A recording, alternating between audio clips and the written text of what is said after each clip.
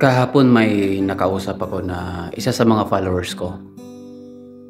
Nag-share sa akin patungkol dun sa buhay nila dati nung andun pa sila sa Pilipinas.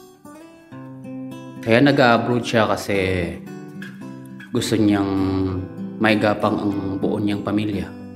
Lalo na yung mga kapatid niya ay maliliit pa lang. Sabi niya sa akin ay hindi daw sila pinapansin ng mga kamag-anak nila, yung mga kadugo nila.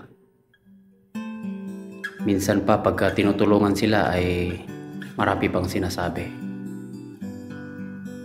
Minsan, ang katotohanan ng buhay ay napakasakit.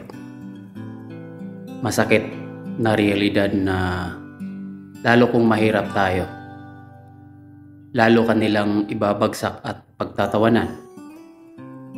Kung may tulong man sila, pakitang tao lang at kapalit ay masasabi nating may sandamakmak na sumbat.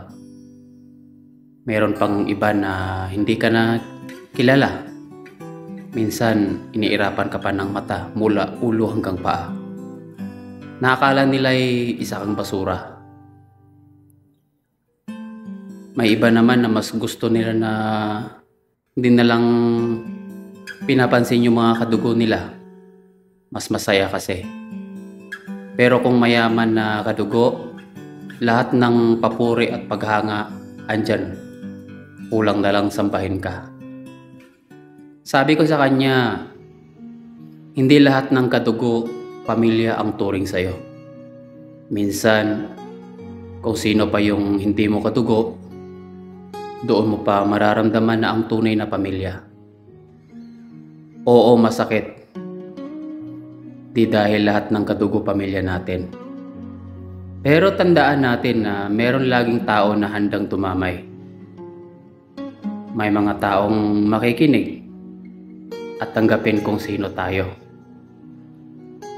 Kahit hindi natin kadugo, kung saan merong pagtanggap, kung saan merong pag-ibig, kung saan merong pagbibigayan.